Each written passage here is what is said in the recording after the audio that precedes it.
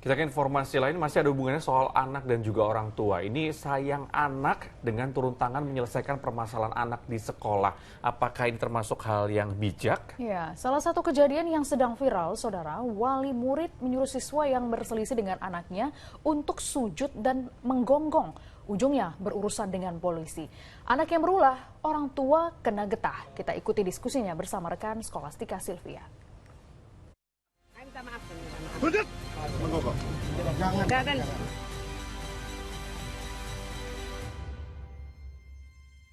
Orang tua mana sih yang gak sayang sama anaknya?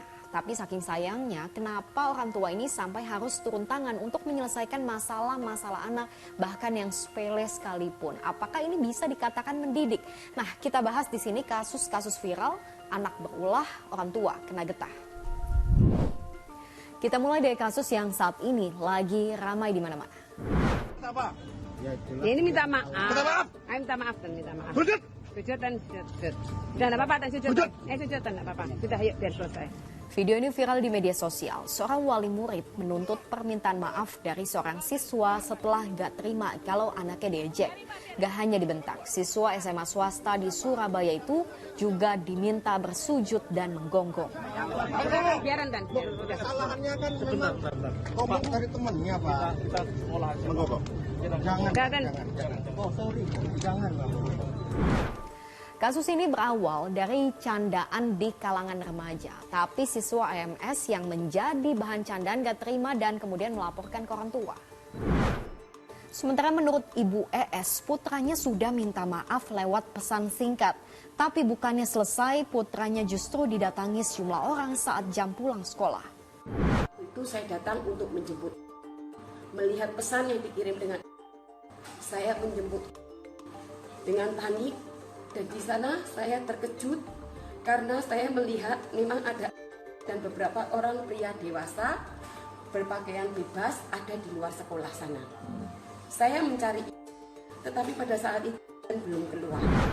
Dan seperti sudah diprediksi, kasus ini bukannya selesai tapi malah makin berbuntut panjang. Atas tindak arogansinya, wali murid yang juga merupakan pengusaha itu kini dikecam di media sosial. Akun Instagram milik istrinya mendadak hilang karena diserbu oleh netizen dan pengusaha dengan inisial I itu juga dilaporkan kepada polisi. Dalam saksi yang sudah diperiksa sekitar 8. Saudara A sendiri apa? Dan dari 8 itu itu ada IP. I sudah diperiksa sebanyak 3 kali. Ya. Apa itu? Ada tersangka kan dalam pemeriksaan kan? Sampai saat ini masih kita dalami. Itu kasus pertama. Ada kasus lainnya yang gak kalah viral. Singkat cerita kronologinya, ada anak dari pejabat Kadin di Padang Sidempuan yang mengirimkan video gak senonoh ke pacarnya yang masih usia 14 tahun.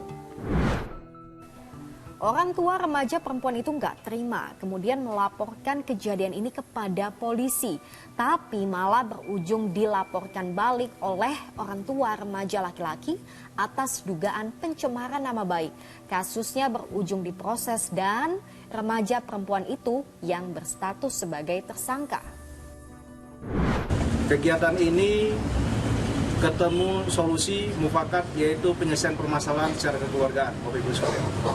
Tentunya kegiatan ini berkat dukungan, support dari para atur bangun, tokoh masyarakat, tokoh adat, semua pihak yang terlibat. Permasalahan ini berangkat dari permasalahan anak. Tentu kita memperhatikan masa depan anak, memperhatikan nama baik keluarga, memperhatikan masyarakat Padang Sidempuan. Ini yang menjadi indikator ataupun hal-hal pendorong untuk terwujudnya perdamaian, Bapak Ibu sekalian. Dengan adanya perdamaian ini tentunya permasalahan hukum yang saat ini berjalan di Polres Padang Sidempuan terkait mengenai persangkaan pornografi dan tindak pidana kekerasan ini sudah selesai. Saya jadi bertanya-tanya, kenapa orang tua zaman sekarang seolah-olah begitu melindungi anaknya sampai-sampai semua masalahnya harus diselesaikan dengan orang tua turun tangan. Apapun peran orang tua, jabatan dan sebagainya, jangan kemudian disangkut pautkan kepada anak. anak itu nggak perlu punya jabatan atau peran apapun di dalam, misalnya apakah orang tuanya punya perusahaan atau apa, anak harus tumbuh seperti dirinya sendiri. Nah, ini biasanya yang terjadi bukan salah anaknya awalnya, tetapi dari masalah orang tuanya yang perlakukan anaknya seperti itu. Yang perlu kita garis bawahi di sini adalah bahwa pada waktu terjadi sesuatu dalam hubungan pertemanan anak dengan anak, orang tua itu kalau itu masih wilayah sekolah dan sebagainya, itu harusnya menyerahkan kepada sekolah, bukan mengambil tindakan sendiri, misalnya membuli orang itu kembali dan sebagainya. Bukan begitu caranya. Kalau menurut saya, orang tua ikut campur tangan karena malu atau takut atau dengan dasar sayang agar anaknya tidak mendapatkan hukuman apa-apa. Gitu, misalnya pada kasus yang kedua, di mana anaknya sudah tahu salah, tapi orang tuanya tetap melindungi. Itu memang keinginan orang tua untuk rasa sayang, dan kadang-kadang juga karena takut atau malu dengan jabatannya seperti itu kalau kemudian seluruh dunia tahu tentang apa yang dilakukan oleh anaknya. Tapi ini kan artinya nggak mendidik anak. Bukan kali pertama kasus anak berulah bikin orang tuanya kena getah. Kasus Ronald Tanur, pelaku penganiayaan yang menewaskan kekasihnya, sempat divonis bebas sampai terbukti adanya suap kepada majelis hakim. Kasus ini juga ikut menyeret sang ibu sebagai tersangka di balik penyuapan uang 3,5 M. Ayahnya, mantan anggota DPR fraksi PKB, juga nggak luput dari pemeriksaan Kejagung. Sayang sih sayang, tapi jangan-jangan apa yang dilakukan orang tua ini sama sekali nggak mendidik anak. Kalau anak dibentuk jadi anak manja, maka kedepannya jadilah dia anak manja.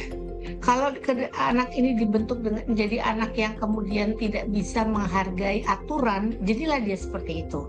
Kalau anak ini dibentuk bahwa semua akan beres karena bapakmu orang berkuasa, jadilah terbentuk seperti itu.